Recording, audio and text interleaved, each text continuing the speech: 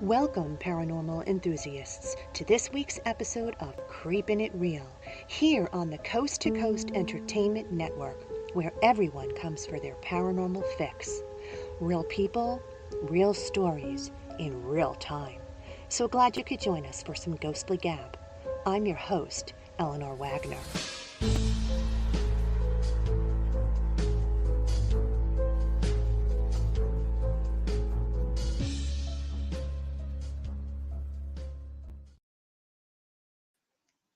As always, I appreciate you hitting that subscribe tab, follow button, or show app on your podcast of choice. Everybody give a hello shout out to our coast to coast techie, Chris Mabry. He'll be working hard tonight to help us run smoothly. Tonight's show is a little different from the way I normally do things, and I'm really excited for the change in variety. Having owned his own video production company, tonight's guest recorded everything from weddings to the Cleveland Browns Players Reunion in Youngstown, Ohio, before he released his paranormal documentary called Ghosts in the Valley, which is about 6 true ghost stories from Ohio and Pennsylvania. To top it all off, he's a musician and songwriter and has performed for the last 50 years, opening for such well-knowns as Steppenwolf and Blood, Sweat, and Tears. In 2019, he went on to start his podcast with the same name, Ghosts in the Valley, which has since gone into its 5th season with over 100 episodes on everything paranormal, from ghosts to Bigfoot to cryptids to UFOs. Join me in welcoming Al Cooley. Welcome, Al. Hello. How you doing, Eleanor? Great. Thank you so much for coming on to my show. Oh, you're welcome. Thanks for asking me. Such an exciting career you've had. You've done things some people dream of. I mean, Steppenwolf, Blood, Sweat, and Tears. You're a celebrity. Well, I don't know about that. You know, we opened for Steppenwolf and at a drive-in. I think it was a downside of Steppenwolf's career, and John K was always like one of my idols. And they played at our local drive-in. We had rock bands that played the whole day, and the headliner was Steppenwolf. But I did get to meet John K. That day. It was pretty cool. Wow, I'll bet. How did that all get started? Were you with the music and recording and all that? The music, my dad was a guitarist, you know, and I always, as a child, always said and watch him play, and he was a fantastic guitar player. He played country and bluegrass, and of course, I was more into the rock and roll, and so I started there. Got to go to some junior high school friends of mine, and we started from there, you know. And very similar to Aerosmith, Steven Tyler. Mm-hmm. His dad, Mr. Tallarico, I call him Mr. Tallarico. He was my music teacher in high school, so he used to bring in pictures of Steven when he was younger, growing up. And Mr. Tallarico was a classical music man. I mean, that he loved all music, but that was his forte. So bringing up Steven Tyler to do that rock and roll was definitely a different feel for the music, but it was in the family. So very interesting and similar to your situation, I guess. Yeah, our first gig was at our junior high sock hop. Very nice. Right, so we only knew like 3 songs, so we kept playing the same 3 songs over and over and over again. They didn't care. They liked it, you know.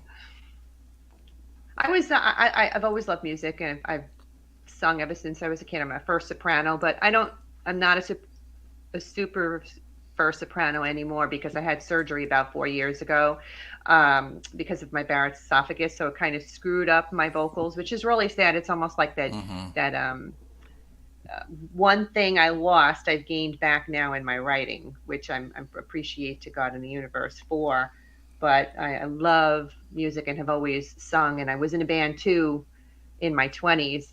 I wish I had done it sooner than that, but I was always very fearful of getting in front of people and had to get over that fear. So in high school, when I did get up in front of people, it wasn't really to do the singing thing. Everybody would always say, oh, you should do it. But I was always afraid to. So it wasn't until I was in my 20s that I got past that and was able to get up in front of people and did it all the way up until my surgery. So I got over the fear, I guess.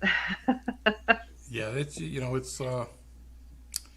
pretty cool right now because I'm still playing with the same drummer from junior high. So in the band I'm in now, it's a 50s, 60s band.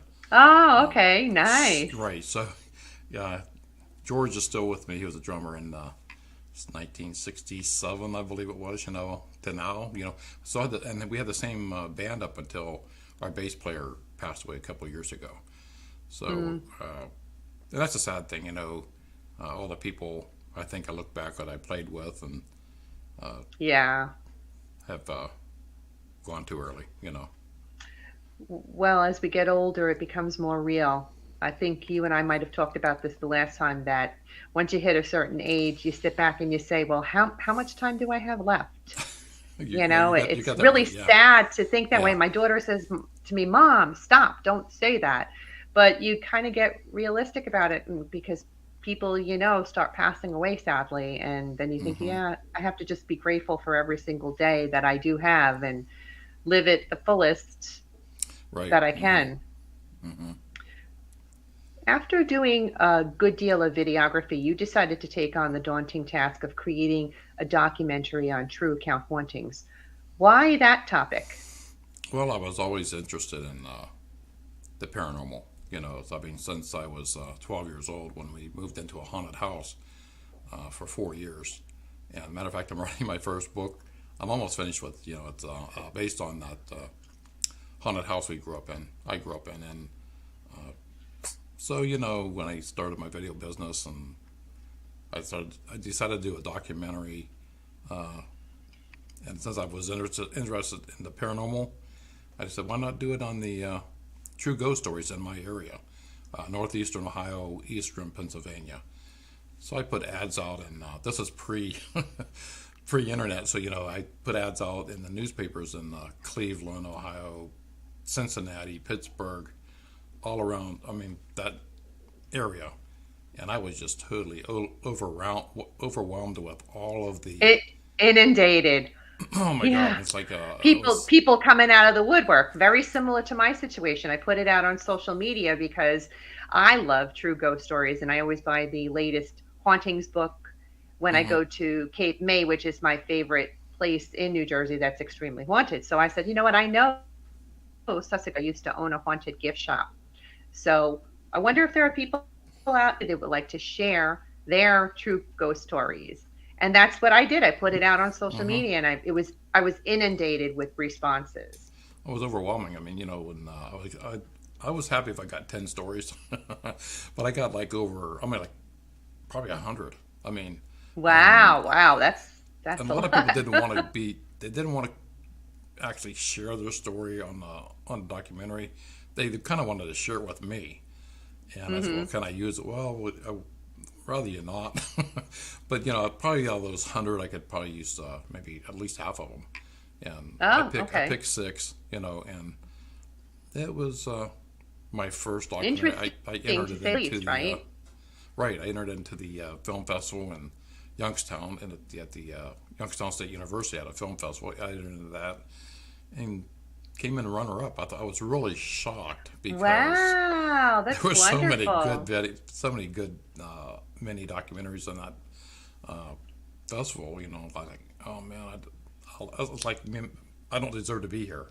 But Hmm. everybody's, oh, I love the way it was put together. And it seemed real. I mean, I hired actors out of Youngstown out of an agency, and Oh, that that was was that smart. was funny in a way in itself because I went to the agency when I was trying out the auditioning the Hmm. actors, and I was standing in line outside the building waiting to get in, thinking, "Oh man, there's a lot of people ahead of me. All these people there were for me." And you know, Oh, that is funny. right? I think that, and the agency came out and said, "You need to come up here. You're the one they're here for." I said, "Okay." Oh my goodness, that is so funny. That is, you didn't even realize it. No, Um, when you, well, what year did you put this out? What year was that that? was 98. 98. 98. Mm-hmm. And I know when I have the true account stuff, I ask people, do you want me to use your name or not use your name? And if they want to remain anonymous, I mean, nowadays I have to have a release waiver regardless. But in the early days when I was doing this, really didn't do that and wasn't really aware of it. So I kind of like said, do you want to be anonymous or do you want to be using your name? And then I would keep like a little blurb that they said, yeah, you can use my name. And sometimes I got a response and sometimes I didn't. And if I didn't get a response, I just used it anonymously because I didn't want it to come back and bite me in the ass later on. So Right. now I just have like a waiver form that I use automatically and say, if you want to share your story, I would love to consider it, but you need to fill out this form. So, Well, I have my own video business. I knew to do the release forms and mm-hmm. the waivers because it covers your butt, you know. Oh, But yeah. I had to do it through the agency because they had their own release form. They had my own release form.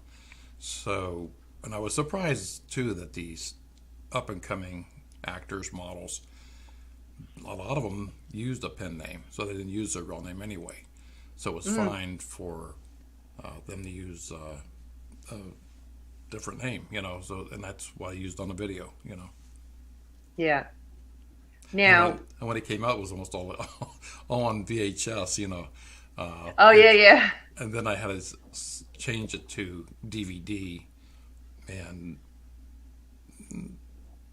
now I'm trying to figure out how to market it. Even today, I'm going to upgrade my website in the summer, hopefully, and so I can offer different services on the website because of Mm-hmm. my book, and the documentary. So there's no way actually right now that anybody could watch the documentary if they wanted to. They'd have to wait until you upgrade your Well, website. I have the DVDs, but Mm-hmm. Oh, okay. a lot of people don't have a DVD player. You know, everybody streams Right. everything. Yeah, that's true. That's the Hmm. streaming world now. Mm. Well, you did bring a clip with you tonight of the program, Hmm. which incidentally is the one that you intend to try and stream yourself. So It's why don't we one. run that? Yes, Go the ahead. Do you first want one. to run us through the clip before he runs Yeah, it? Tell us a little bit about it, it's and the then first one he off can run the. it for us. Yeah, it's the first one off the documentary, and each one was a different town. So you know, one was Hermitage, Pennsylvania, one was Cleveland, Ohio, Youngstown, Ohio. So, you know, this was the first one off the documentary. It was Hermitage, Pennsylvania, and it was from the Hogback Bridge in Hermitage. And the weird thing about this story is, I got, you know, when I was reaching out to for true ghost stories, I got three stories on this bridge from different areas, you Oh, know. okay. And so I thought that hit me in a way like, wow, I'm gonna have to go check this out. So I went and checked the bridge out myself. And while I was down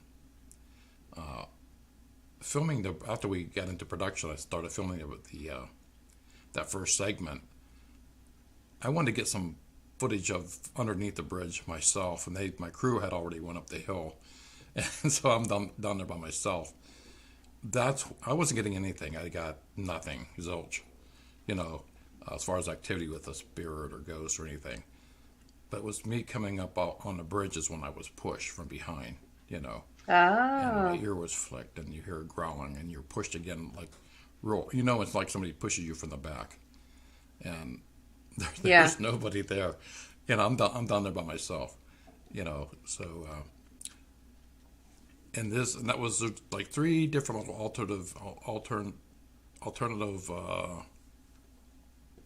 versions of the story, and I used the first one, but the third one was if you go on the bridge at midnight and you turn your car off, take your keys out of the ignition, and put the keys back in your car, the car won't start. And then the girl will be in the back seat. The ghost will be in the back seat of your car on this bridge. Oh, So I tried that. It we didn't have happen. But a friend of mine did. And an he said area here. it did happen. It did happen, huh? We have an area here called Old Mine Road in Sussex County, which is considered a haunted area. And people who drive Old Mine Road insist that they get to a certain point and they see somebody following behind them. Now, this is an old, windy road in the middle of nowhere that really hardly anybody ever uses anymore, but people, including kids especially, will drive there to see if they can find this mysterious ghost car behind them. And I wrote about it in my last book too, where the lights shine brightly on the car and it's like right up your ass, and you immediately think it might be a cop getting ready to pull you over. And so you are looking for the next closest area for you to pull over to the side so that you can let them pass if it's a person or if it's a cop so they could stop you. And then when you go to do that, it vanishes.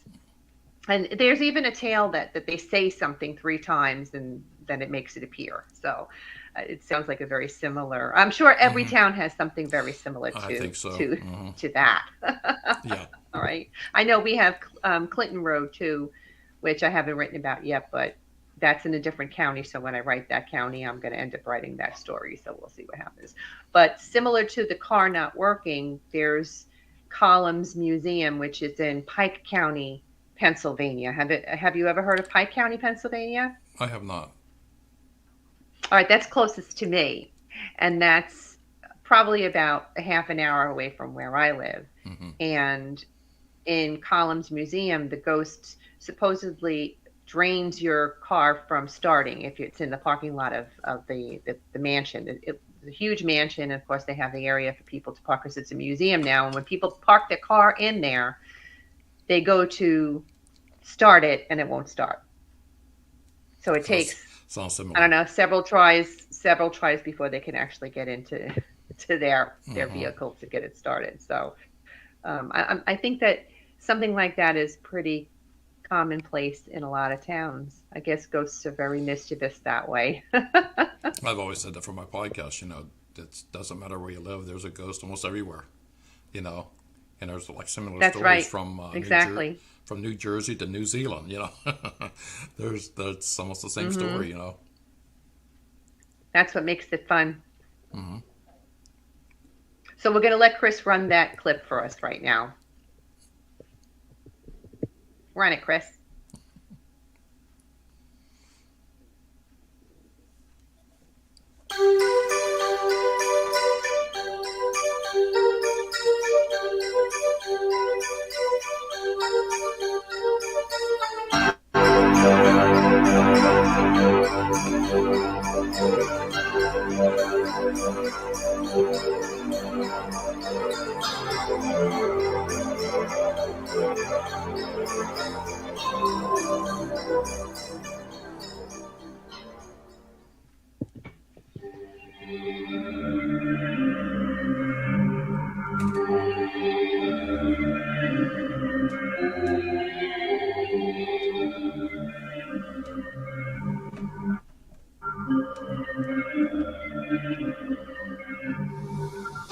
Pepper Jones of Niles, Ohio, was on his way to visit a friend in Heritage, Pennsylvania.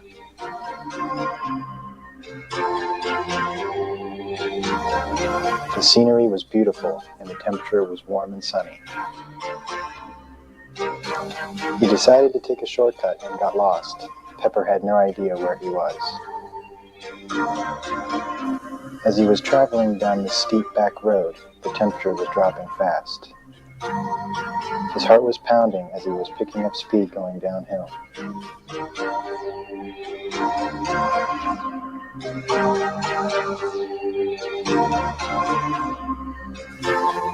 Pepper had this feeling as if something or someone was watching him. He was coming upon a single-lane bridge, but looked away at something moving in the woods.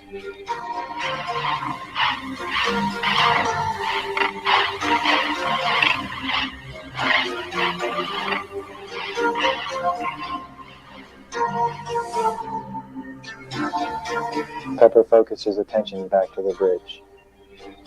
He sees a young lady dressed in black, standing in the center of the bridge, staring right through him.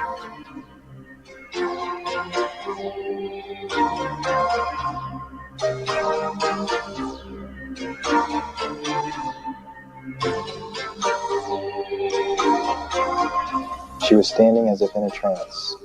He could feel a cool breeze blow down his back. As quickly as she appeared, she was gone, vanished.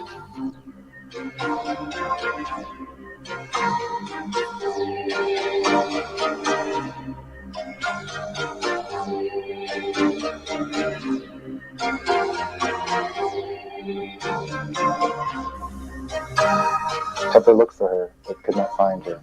He could still hear strange noises coming from the woods.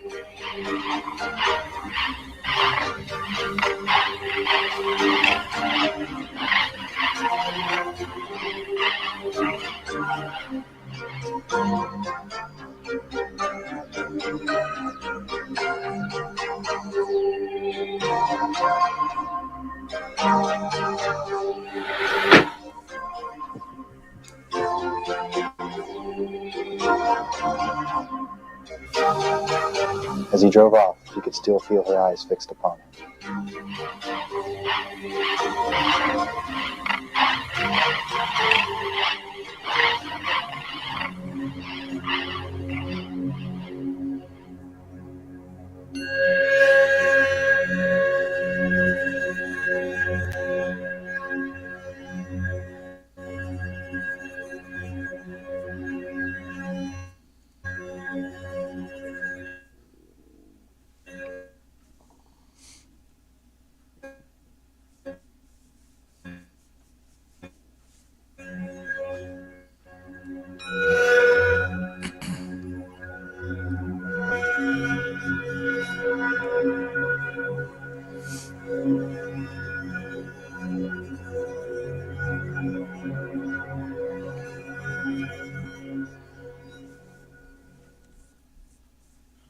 Wow. So what was the story with the girl, Al? Why was she haunting Okay, this bridge? yeah, there's the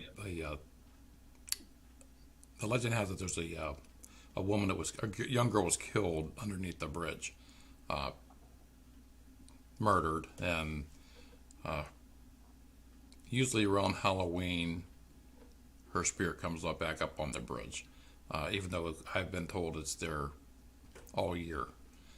While I was filming that segment, I didn't have any permits for the using the Hogback The Road. location? Right. Mm-hmm. So I there was a local sheriff that was driving by, and he asked me what I was doing on the bridge with cameras, and I told him a little bit about the story, and he went on to tell me his version of the story. It was pretty cool, that it was actually a slave back in the Civil War.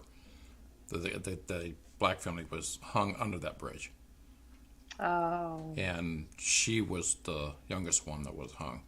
I don't know. Oh, how awful. I didn't get that story. I got it from him. Right. So yeah, she's the ghost, and uh, what's cool about that is the girl that played the ghost. She had no speaking part, just standing there. Says, "All you have to do is stand there and don't blink." That was the hardest thing for her, not to blink. To look straight ahead. And Mm-hmm. she's now an actress in Hollywood. She's on going on went on to do well for herself. Kelly Oh, Cook. cool. Hmm. You knew her when? I didn't know her. I just like I said, Well, I went down to I the just agency. And, yeah, no, I just meant it like a joke. Like you knew her when. oh yeah, yeah, Now, have you ever thought about doing a documentary using some of the other stories that you didn't use? yeah. Matter of fact, on the back of the DVD on the DVD covers, it said coming in 2000. I think it was. I can't remember the year now. But it says Ghost in the Valley 2. So there was going to be a second one. I never got around to doing that one, and due to money, because you need money to do these things, and Sure. especially if you're going to hire a lighting crew and sound crew. I'm sorry the audio didn't come out that great for that segment, but the lighting crew, the sound crew, the actors, I mean everybody gets paid, and what's cool too is that the gentleman that played the guy Pepper Jones on that bridge, my actor that played Pepper Jones never showed up. So Oh. Arthur, who played that man, was actually Mm-hmm. the bodyguard. She wanted a bodyguard under the bridge while she stood there by herself while we came down the hill, because she knew the legend. She lived in the area, so there was no way in hell she's going to stand on that bridge by herself. Oh, so she was a little fearful. So it turned out, so we could do this another time. I had three people didn't show up that day. I said, we could do this another time. Things just don't work out the way you planned. And she Sure. said, no. Can he do it? He can play that part because there's no speaking part. I said, no. He says, can you do that? Oh yeah, I'll do that. So That was probably he was probably tickled pink. That was probably his 15 minutes of fame. He's like, yeah, I'll do it. Dang. right. And the cool thing was, I think like maybe a year after it came out, and the videos were, and it's pretty, quite well in the sales of the video. And he was sitting in a restaurant, and like a little younger girl was at another table. She says, "Oh my God, there's Pepper Jones," So so she must have seen the video, So See, he felt like a a superstar. celebrity. Yeah. Yeah. Oh, that's so funny. Yeah, there Here's a was suggestion planned to for be you. a number two, but I never got It around to didn't it. happen. Well, here's a suggestion for you, which is not going to really cost you much of anything until you're writing your own book Mm-hmm. and you're writing it about the horses. So you'll find that once it's done, that editing and that proofreading, that's going to cost you money, and then going to the publisher, that's going to cost you money. Mm-hmm. If you publish it yourself, self-publish, because if you publish a regular publisher, it shouldn't cost you anything, but you lose a lot of money that way too. Mm-hmm. So it's kind of like you decide which way you're going to go. But if you do it yourself, you're obviously going to have to pay for the Oh yeah. production of the book. So, but it's a thought. If you got those stories, you can put it into book form Right. That's a good and idea. get pictures of the actual, because that's what I do. I have pictures, photographs of the actual locations that I put into the book. And if people have uh, photo evidence that they share with me, I actually print that in the book too. So it's a good option, since now you become an author and you seem to be enjoying that side of things.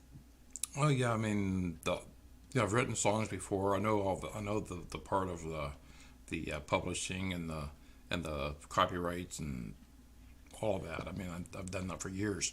I had a couple poems and a couple poetry books, you know, but I've never taken control of that. Somebody else is doing that. Mine was just one poem and many of other poems in this book. This is the first time I'm actually writing a novel, and it's a true story, so I have to, you can't put out the people's real names in the book, without their permission, and Correct. so I've decided to change all the names in the book, and I'm still determining whether to use the location or not, because I mean, I think I can, I'm not targeting any certain house. The house I lived in is no longer there; it's burnt down. Oh, so then yeah, no, you're absolutely Hmm. fine with that. Yeah. Oh, then yeah. If typically it's the location itself. And it also depends on the time. It's if it's already been written about. Let's Hmm. say there's a location that's already written about. Like I had a particular book, particular story that I wrote in my most recent book, and I had ghost stories from the people that lived in the house for 30 years. I had ghost stories from the tenants that lived in the home after the person bought it and was renting it out. And this particular location had been written about already in Weird, New Jersey.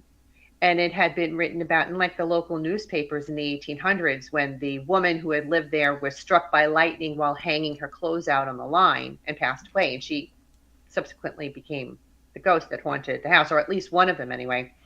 So when it's already been written about, there's nothing anybody can do about it, because then they're going to have to go after everybody else that wrote about it before you.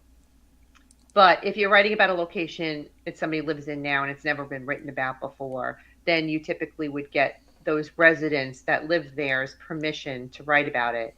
And so if they go and sell the house and somebody else moves into it afterwards, it's like tough shit, because you weren't around when it was written and it's been written about. So, but if the house is gone and there's nothing there, there's absolutely nothing wrong with you writing about Right. I that mean, particular area location. right. The house is gone. My high school that's in the book is gone. Uh, the pizza shop I talk about is gone. So so almost a lot of these places I talk about is they're gone. Mm-hmm. What I've been researching is if you're going to talk about, like, say, a pizza shop or that's still in existence, you don't want to badmouth that pizza shop, because then you could be in hot Trouble. water. you know. Sure. Well, making up the name of a pizza parlor is not gonna, No, no, no. So you I know. think I'm pretty good there. I am going to go self-publishing, and I got some of the information that you sent me, you know, Mm-hmm. and a couple other people. So I'm looking into the cost now, and the and I mean, through all the years, I mean, of recording and all the CDs I put out in different recording studios and the thousands of dollars I've spent through music alone, you know, Mm-hmm. and not getting back what I put into it, but it's the thrill of The personal reward, right? it's a personal reward of a song you've written, and it's out there. The book you're writing that's only taken me 55 years to write, you know. But you know, and it's going to be a three-part series. You know, part one, part two, part three. The first book will be the years I lived in the house. Then I know the people who lived in Mm-hmm. the house years after we had moved out, and then the third Oh, one will okay. be the fire of the house. You know, somebody That died, destroyed the and somebody home. died in the home. So yeah, so it's going to be, and it was very very violent after we moved out. I shouldn't say it wasn't really violent when we lived there. I mean, a lot of activity. Can you give us a can you give us a bit of a sneak peek by you telling us a few tidbits of what went down? Well, you know, we first pulled up into the driveway. The very first day, very first chapter, we pull up into the driveway, and I see a young girl in the window, in the front window upstairs, and I'm just like, you know, I'm 12 years old, you know, Yeah. so I'm saying, does anybody else see what I'm seeing? You know, there's a girl in the window. My mother, who from day one till the day we moved out didn't believe me, never believed the house was haunted. Nothing happened while she was home, or my dad. But my sister, my brother, myself, and a couple friends, we witnessed it, you know. And, Children are very receptive. you know, and later on, when we had a dog, we had a puppy, and the dog would always go to the corner, but where the coat rack was, and he would just sit and stare at the corner, kind of like a statue, you know. And just constantly, and there was a couple spots he did that. Upstairs in my closet, he stared at a coat rack, and he didn't want to go downstairs at all. He'd go spastic if you try to carry him down the cellar. And then Oh, he was afraid. yeah. So one day when I was coming down the stairs, I seen my dad picking up the dog, and he was like a little porcelain doll. He was like like just stiff, and he was dead. My dad took him out and buried him behind the house, you know. And the last day when we were leaving, pulling up the driveway, she was in the window holding our puppy, you know. So I mean, there's a whole lot of stuff that happened between then. That's creepy. So she was holding your dog? Hmm. Was your dog alive? No, it was dead. I mean, my dad already buried the dog, so it was like a couple years later. So, Oh, wow, that's yeah, wicked cool. So your dog was happy with the little girl. I think so. Yeah. Wow. But nobody else seen that. Just I just seen that, and Right. nobody Yeah, no, believes that's you. And great. I didn't talk about too many of my friends, you know, because you know you're labeled crazy or a lunatic and out there and weird and strange and all the other words that go along with it. You know, uh, another part in the book where I had a junior high teacher who everybody thought she was out there because she always talked about little green men and uh, aliens and so, you know, I went to class one day and she told me not to sit in my chair because there was somebody sitting there, and I'm like, Oh, so oh, she was a sensitive. In other so words, she was a I'm like, well, sensitive to spirits. here's somebody I can talk to. Sure. Who do you talk to when you're 12 years old, 1967? Who do you talk to that knows anything about ghosts or spirits? I mean, 'cause everybody thinks you're crazy. So I thought, Mm-hmm. okay, I'll talk to her, but she never wanted to talk to me. She couldn't stand me. I mean, so and I was Oh. like, I don't understand why I always get D's and C's, and where I'm getting the same answers everybody else is giving on their tests, and they're getting A's. And she just intentionally gave me bad grades.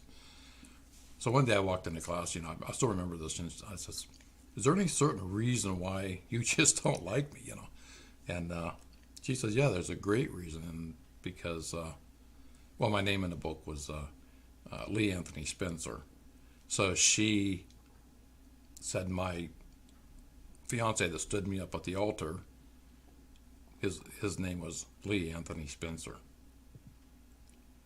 So I mean, because of my name, she think, I said, I'm not that dude, Right.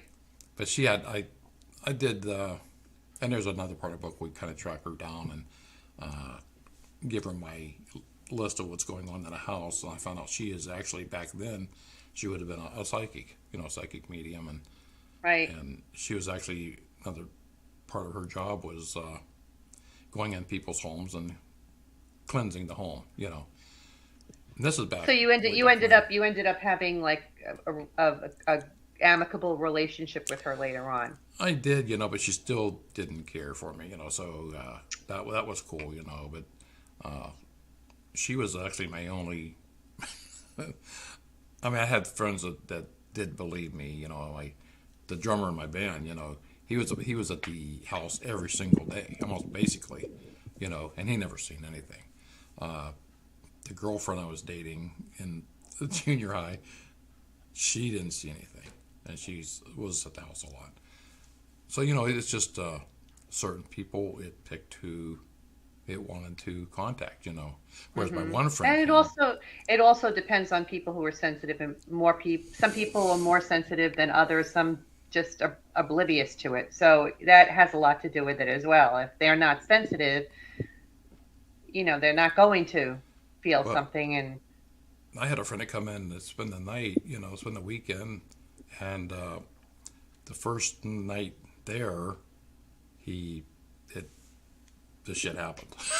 I mean, the back door opened up and the girl you could hear walking across the floor, uh-huh. and then like around us, and then like a cool breeze, like an ice cold breeze went through you, and then the walking back out the door, and the door shut. He immediately got up off the couch we were sitting on, called his mother to come pick him up, and he never came back. He never returned. Oh my Yeah. God, that is so And I just funny. connected with him recently. After all these years, I just connected with him a few weeks ago. Oh, that must have been cool. Yeah. So that's it's And did he bring up the story about how he that he did it. happened, He didn't not, but I did. And and what happened? well, it's just basically the house was haunted. He was he agreed. The house was haunted, and he wasn't coming back. Mm-hmm. He was not returning that house, and so it didn't do anything to hurt him or me. No, but it frightened him because he didn't like He didn't. having that experience. And the girl I seen, I just she was a younger girl. She was the only one I seen. Twice I seen her. So she's the only one I seen. Where my About how old? 10, about 10 or 11, about same And age as me. you never found out the history behind Uh, the house or who she might well, have that's what I'm been. doing now. I'm researching the home. I'm trying to get. I do know the landlord back in 1967 when he did get the man that owned the house. The day we were moving out, my mother made a. Well, he said, I'm sorry to see you people leave because you're a nice family, and my mother said, well, we're kind of sad leaving, but my kids are kind of glad to get out of a haunted home. And she made a joke about laughing, and I was standing right next to my mother, and I remember him saying to my mom, "But the house is haunted," Mm-hmm. and this was from the landlord, and Mm-hmm. so he basically told me that. Confirmed it. Right, well, the girl that my sister seen was an older girl, so she was about just an older, young, either late teen or early 20s, I believe. And so it was we were seeing two different people. And so Yeah, yeah. when the my teacher from school actually had one of her people come in our house, and she confirmed that there was five in the house, five spirits in the house. Well, the And home that I was just speaking to you about a short while ago, where um, the woman was hanging the clothing out on the line and was struck, and she passed away in the 1800s of the home. That particular home, for the 30 years that the family lived in there, they just loved the spirits that resided there. They had great experiences around the house. They knew it was haunted. They never feared the spirits. And then when they were finally retiring, their kids were full grown now and on their way out and doing their own thing. The couple decided they were going to sell the home and retire and downsize. And they actually spoke to the spirit, because the woman spirit was really the one that they connected with the most. I mean, there were other spirits in the house, but she was, I guess, the most prevalent in the home. And they told her, they said, we're sorry, but it's getting around the time where we're going to be leaving. And she was not happy that they were leaving. And that last night in the home, the family said that she rocked their bed. She let them know she was not happy. And so when they moved out, they sold the home to a couple who did not believe in spirits and ghosts. And that, is the first thing that's going to create a negative spirit, because they're totally ignoring her, whereas before she was included in the family and in the home.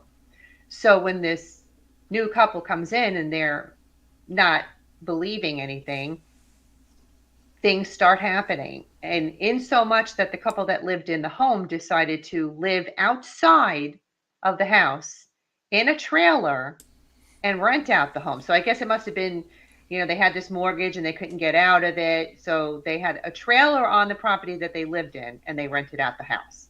So now this spirit it's probably like, I'm going to fix your wagon, because everybody that's going to rent this house, I'm not going to be nice to them. So whenever somebody came to rent the home, they were in there for 6 months and they were out of there. But the thing of it is that obviously it's like young couples mostly moving in, renting it. And she created such behavioral issues in the couples themselves. Whereas if they had a really great relationship before they moved into this apartment, she created an angry mood between the couples that they would constantly fight. And they ended up breaking up and moving out. The one couple was fortunate enough that when they did get out of the house, I should say, I'm calling it an apartment, but it was a full house.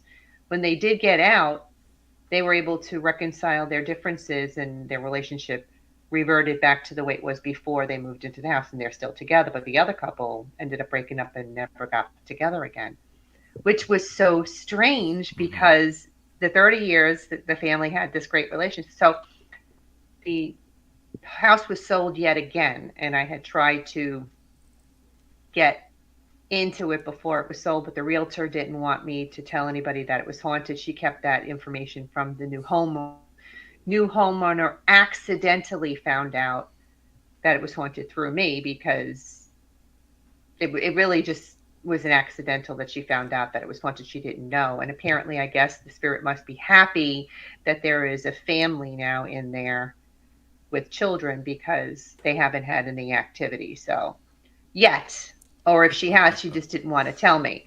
So when she had said to me, I don't want you using my location. And I had said to her, well, I won't. I'll change the name of the location and everything, but I'm just letting you know it's already in Weird, New Jersey, and it's already in the old newspaper. I have the original clipping. So she wouldn't have had a case to stand on anyway. But I did change. I told the town that was in, I just didn't put a picture of the home or tell like the put a picture of the house or the location. But there's an actual picture of the house in the newspaper anyway, so it really doesn't matter. If somebody knows about the story, they can find it very easily. But I didn't print anything about it. But it was a very strange dynamic of how, it went from really good to really bad to nothing right now. Right. At least that's what she told me. So Yeah, we went to the library to do some research on this house, my wife and I, and the owners, and the transfer of the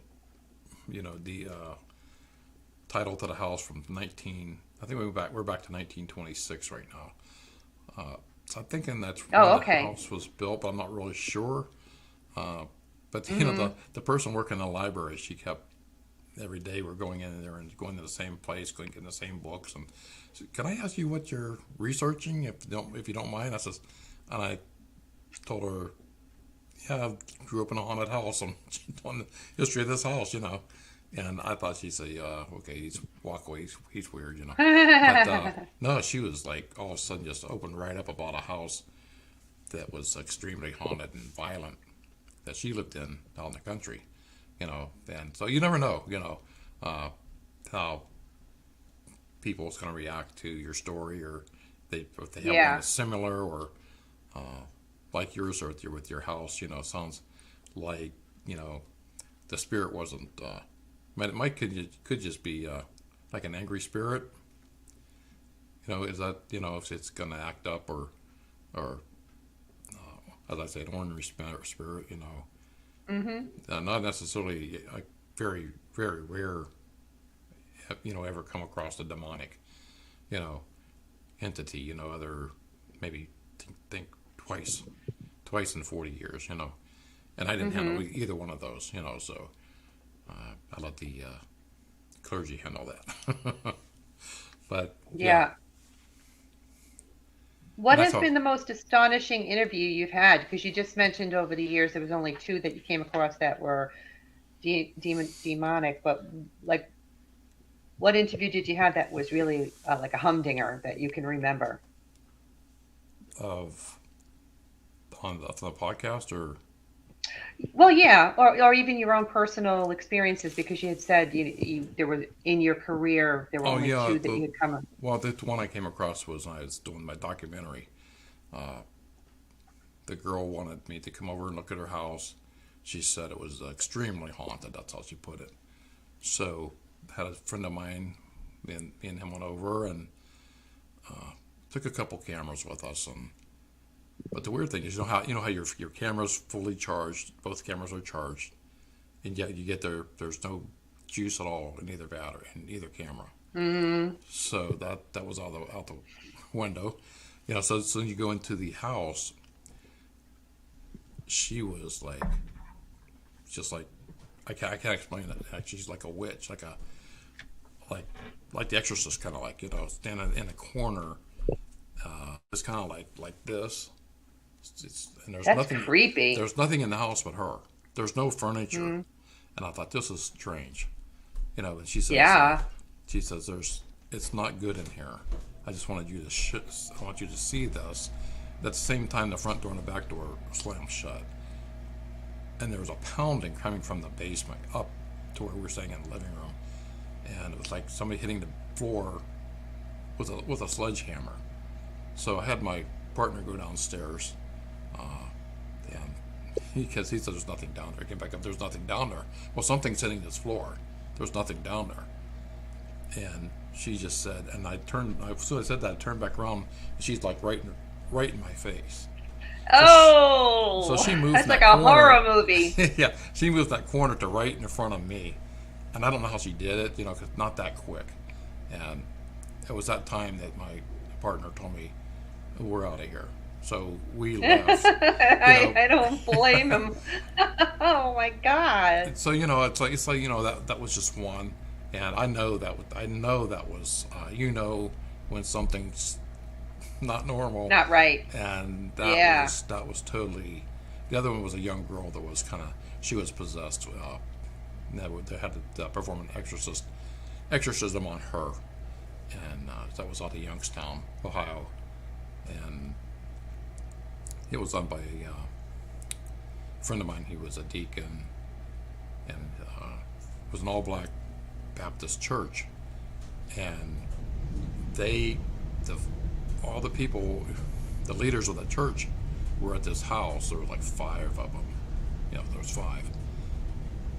They couldn't remove the spirit.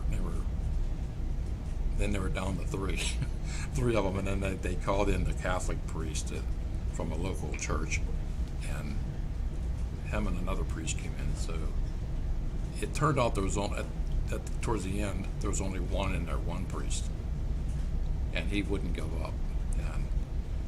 And I hate to say it was like the movie The Exorcist, but it was like that. He was Mm. spat on and hurt, scratched, but in the end, she was this, evil was taken from her. He committed he did the exorcism.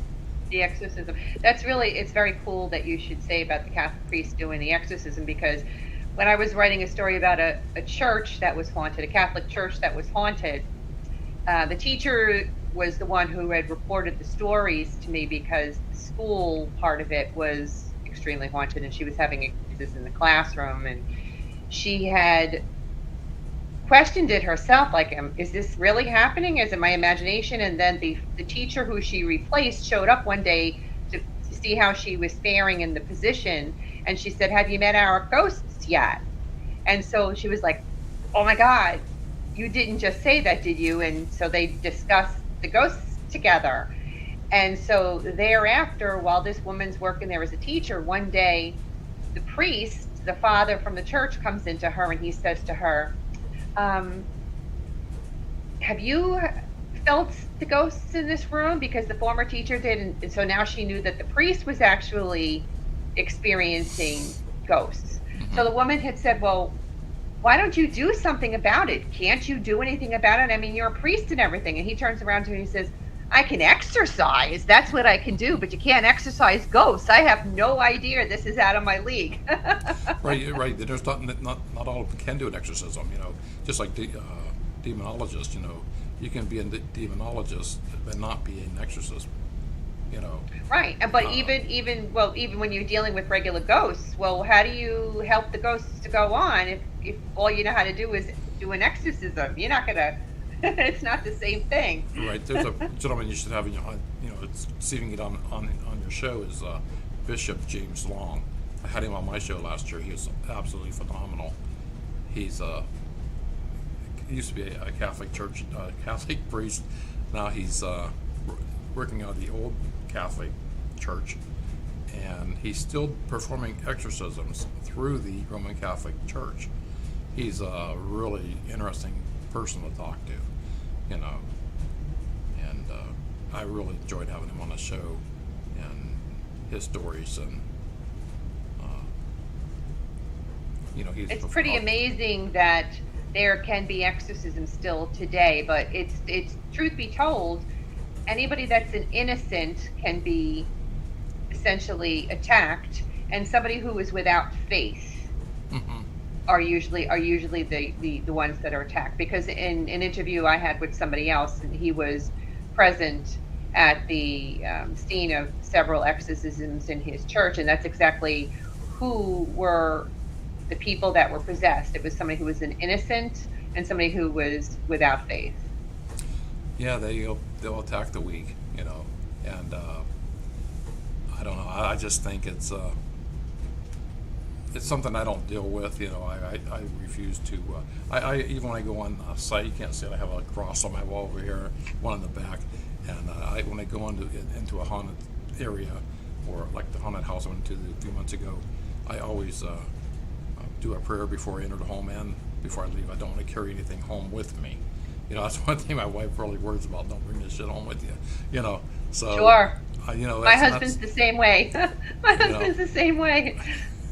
It doesn't really scare me that much. I mean, I don't go in, but I can feel when I go into a home. I can feel, and sometimes I get some of my paranormal investigators a little pissed off when they come on the show, because I'm not dogging the equipment. I'm not dogging, because I used the same equipment years ago, but I just basically I can go in a home and I can feel that spirit or that power. 9 times out of 10, the house isn't haunted. It'll be pipes rattling or something hitting the window or something like that. And even when like Bishop Long told me on my show, they go through all these processes even before they even will come do the exorcism. Is that person schizophrenic? They'll rule out everything before. And do whatever they can to rule out and debunk. Right, exactly. Before. Yeah. And I'm sure you've seen the same thing. Spirits will contact who they want to contact. Sure. It's that's why when we go as a group and there's more of us there, they can be selective. They'll relate right. to maybe one and not the other. So. Or maybe none of you, because it's like fishing. Right. You can go and exactly. catch nothing, or you come home with a boat full of fish. That's how I kind of. And they were human in life, so not everybody likes everybody. Right, and I always tend to sometimes to forget that this was a person at one time. Right. Well, I understand you cover all sorts of things paranormal. Can you explain to the listeners what a cryptid is? I'm trying to figure that one out myself. I'm just now getting I into the know it's cryptids, and yeah. to me, it's just like an animal type of being. Whether it be Mothman, Bigfoot, Dogman. I'm thinking it's some type of animal type of creature. You know, uh, Thunderbirds. I just found out what a Thunderbird was. I'm gargoyles. To me, it's all some type of animal. Like a satanic animal. I don't know. Uh, I'm diving in that one right. Because usually it's just ghosts, spirits, and UFOs. I just found out last year what a fae was. So Uh, I'm like, I wait, know. All of these new things are popping up. I didn't know about them, and I'm finding out about them too. I'm like, wow, there's a whole different world out there I wasn't even aware of. so my brother says, I seen your doppelganger today. I said, what the hell is a good doppelganger? So I had to do some research. So as old as I am, that's what I love about the podcast. I learn from my guests. I learn different areas of the paranormal because the paranormal is Yep, the as unexplained. do I. It is the Hmm. unexplained. So How do you go about finding your guests, Sal? I just sometimes I get them off another person's podcast, or I go Mm, online and I look for like the demonologist. I look online and start searching for demonologists. And it's kind of ironic that I just came across Bishop Long because he was on a podcast that I had just listened to, and I came across him on the internet. So that's all I got. I'll see if I can get him on the show. Same with mm-hmm. the people that were in the Berkshire's UFO. I think I sent you Tom Warner. Uh, Oh, yes. I was so excited. I actually spoke to him, and he says he's going to come on the show in the spring. and So I'm really looking forward to all of them are that. really nice people I talked to from the Berkshires, from the production crew to the actors themselves. And the sad part about all that is none of them people that were on that Netflix Unsolved Mysteries, none of them were paid. You know, Right. They they were just sharing the story. Yeah. right.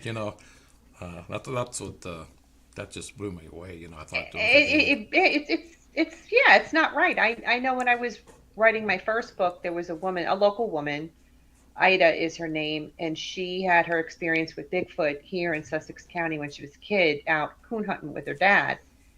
And she has been on other shows too and was never paid. And at one point they had said, "Oh, we'll get you a copy of the show." And she just clung to that hope that they would at least send her a copy of the show. And they never did. So I made it a point when I wrote that book that she was going to get a copy of the book with her picture in it. And so I met her for lunch and gave her a copy, and she was tickled pink because I think I was the only one that had come through for her in all the years that she'd been on all these different programs. And that really sucks. So I almost feel like that's them taking advantage of people that way. Yeah, and I found out too, like through the person who did the set design and art design. He was on the show, and he was telling me they actually for that episode for UFOs over Berkshire's, they actually spent half of what was it, $500,000 they built for a to make the inside of this UFO that Tom Warner and Melanie were on, and they scrapped it. They decided not to use it. And Melanie and Tom, they But never they knew could, but this. they couldn't even pay, and they couldn't even pay them. Right, Wow, right. And Tom and Melanie were on the show. They never even knew that happened. So wow. I was told something they didn't know. And Hmm. it's interesting. And you talk from the people from Netflix, from Unsolved Mysteries, and some of them came on the show, and some did not want to come on the show. Uh, that their in their input on the UFO itself. How what their experiences were. So Hmm. yeah, I was very fortunate to have. I guess I am very, very blessed to have the guests I have on. I, I don't. I respect every single person who comes on my show. I let them share their story. It's not up to me to say whether they're telling the truth or lying. I'm taking their word for it that they're telling the truth. It's coming from their mouth. What they went through. Just Hmm. like my true ghost story in my house. You know, I know it was there. I felt I seen it, and I know there's gonna be people say, you're full of crap or whatever. But I was just telling my wife the other day, we've actually lived a pretty active life, all the crap that we've been through in all these years, So we could write a book on our own marriage together. With all this Hey, happened. congratulations on making 46 years with your wife, Amelia. That's a fantastical feat in the world we live in today. Kudos to you both. Yeah, it's I just can't, I just what I seen that yesterday. The average is 7 years, 4 to 7 Yeah, years. Oh, that's kind of sad. And it really is. being a videographer also through my video production company, and all the weddings I've probably taped over 100 weddings, and I could tell by the ones I'm doing that this marriage is going to last or not. Who's gonna last? Yeah, I'm tickled pink. My husband and we're together 35 years too. That's And awesome. people go Congratulations. into marriage. Thank you. People go into marriage thinking it's going to be easy, and it's not. There are ups and downs throughout, but that's what brings you closer. So You that's know, what that's what real love is. If you can survive the shit that you go through. that's it. If you can survive losing your job, if you can survive losing Yeah, your money, what are you going to do? Because is your relationship, based on money? Is it based on your material items? Then I think you're in for a long, sad yeah, life. But yep. if you can survive, just the two of you living in a shack somewhere and making the best of it, That's I mean, yep. it'll last. That's right. Well, please tell my listening audience how they can find you and any information about you, your book that's coming out, your show, and your music. The music, I'm going to get that back online by this summer. I had it all on iTunes and other different Spotify. And I'd taken it all down. I'm redoing my catalog, so that's coming. My book's not yet titled. I changed the name already 3 times, so I got the last chapter to work on. I'll get me a title up there. So that information is coming also. Sorry about that. But my podcast is on any major site you go through, all the sites. Ghost in the Valley podcast, and you can get a hold of me through Facebook, Al Cooley, Ghost in the Valley on Facebook, Twitter, TikTok, Instagram. So You're yeah, out there. drop me a line if you want to be on the show at cooley54@gmail.com. Anything paranormal. Anything paranormal. That could be anything paranormal. Yes. Well, thank you so much for this wonderful discussion. I really enjoyed it. Thank you, and thank you for having me on your show. I appreciate it. Glad to have you. Thanks. And thank you, Techie Chris. We couldn't do it without you. Let's see. If you like listening to this week's episode and you're into all things paranormal, check out my other show, Eleanor Wagner's Strange and Scary World podcast out of the Paranormal UK Radio Network, which is available wherever you get your podcasts. And if you're interested in reading any of my books, you can find the links to them on my website, authoreleanorwagner.com. I write about the history of the town and the location. I add the paranormal story to the mix, and I finish it all off with photos and evidence. Tune in this Saturday. I have a surprise when I come to you live from the Burlington Prison Gym in New Jersey. On Thursday, March 16th, I will be interviewing members from the Clifton Paranormal about their many investigations and the evidence they unfolded at 8 p.m. Eastern Standard Time. I hope you've enjoyed your journey down my own personal nightmare alley. If you're one of those people who experiences the paranormal and have stories of your own and you've been filing away them for years, I want to hear about them. And if you're part of a paranormal investigative team, even better. I'd love to have you on my show. Got a questionable photo? Send it in. I'd love to have a helpful discussion amongst the professionals. Reach out to me, author Eleanor Wagner, at gmail.com. Most importantly, remember, no ghost story is better than a real life ghost story. This week, we're in for a special surprise as Al Cooley takes our show out with his newest song, Forever and a Day. Until we meet again, make sure you're creeping it real. Do up, do up.